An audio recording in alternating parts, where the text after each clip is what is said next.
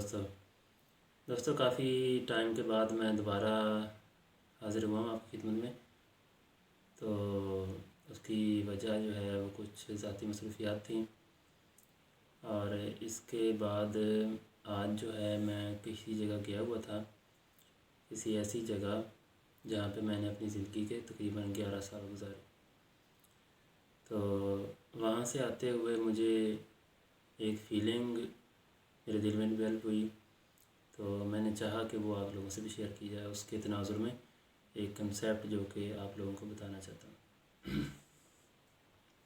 तो जब मैं वहाँ गया और वहाँ पे ऑलमोस्ट 5 से 10 मिनट का मुझे काम था, वो करके जब मैं वहाँ से निकलने लगा तो वहाँ पे रहने के दौरान जितनी मेरी मेमोरीज़ थी, कुछ यादें उस जगह से, वहाँ के लोगों से, और उस ड्यूरेशन के दौरान मेरी लाइफ में जो कुछ हुआ वो दोबारा रिफ़्रेश हुई और एक मेमोरीज़ की एक बीम उन्होंने मुझे ओवरकम किया।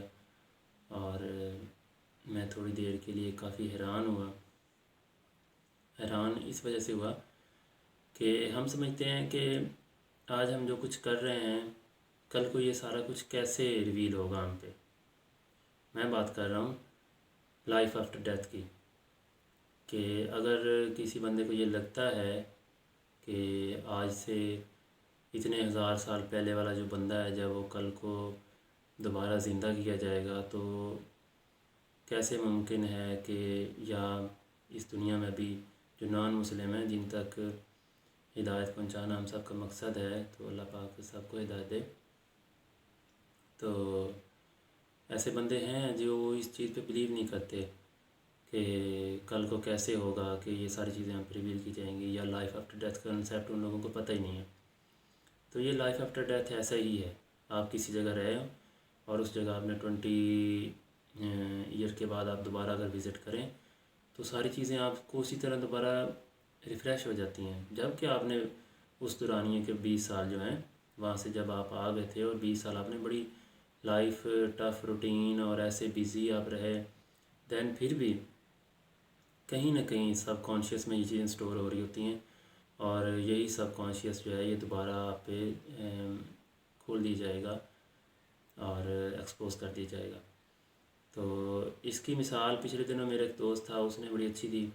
उसने कहा यार, अगर एक बेबी जो कि अभी माँ के पेट में है, तो उसके लिए वही दुनिया है, उसकी कुल कायनात, उसका विज़न, उसको चाहे हम बताते रहें कि बाहर की दुनिया इतनी बड़ी है, वहाँ इतने सारे लोग होंगे, इतने ऊंचे ऊंचे पहाड़ हैं, इतने लंबे ऊंचे ट्रीज़ हैं, फ्रूट हैं तरह तरह के, वगैरह वगैरह, बट ही और she will surely not admit that point of view, because उन्होंने देखा नहीं है।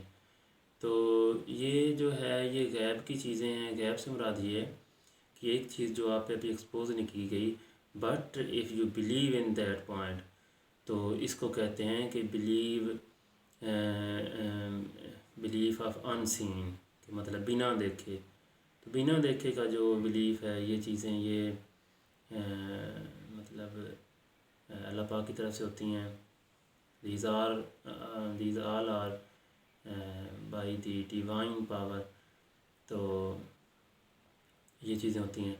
तो इसी तरह हम एक सर्टन टाइम के लिए जब यहाँ पे आए हुए हैं और फिर हमें आगे जाना है, तो इसी तरह जब हम ये लाइफ हमारी ख़त्म हो जाएगी, मुख्तलिफ़ लोगों की मुख्तलिफ़ लाइफ होती है, तो इसी तरह जब ये लाइफ हर बंदे की ख़त्म हो जाती है एक सर्टन पीरियड ऑफ टाइम के बाद, दैन कितने ही सालों के बाद जब वो दोबारा उसको ज़िंदा किया जाएगा, तो सब कॉन्शियस में जो चीज़ स्टोर है वो स्टोर ही रहेगी।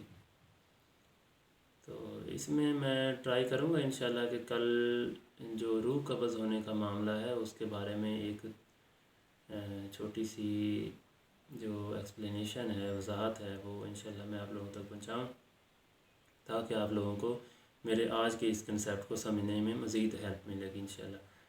और आप लोगों का इस मामले में सोच का ज़ाविया में भी आप लोग सभी सोचते होंगे, मैं भी थोड़ा हेल्पफुल हो जाए आप लोगों को मज़ीद समझने के लिए कि आखिर ये मामला है क्या, एक दुनिया से दूसरी दुनिया में आने का जो ट्रांजिशन फ़ेज़ है, और ये जो अमल है हम इसको थोड़ा خواب اس طرح لے رہے ہوتے ہیں کہ جیسے سب کچھ ختم ہونے والا، بٹ ایسا نہیں ہے، یہ جسٹ ٹرانزیشن ہے، اس بات کو سمجھنا چاہیے۔ Hope you understand guys. تو دعا ہے اللہ سے کہ اللہ پاک ہمارا ٹائم اچھے سے گزارے یہاں پہ، اور ہم کل کو جب یہ چیزیں ہم پہ ریویل ہوں تو ہمیں امبیرسمنٹ کا سامنا نہ کرنا پڑے۔ آمین بجاہ نبی الامین۔ اللہ حافظ۔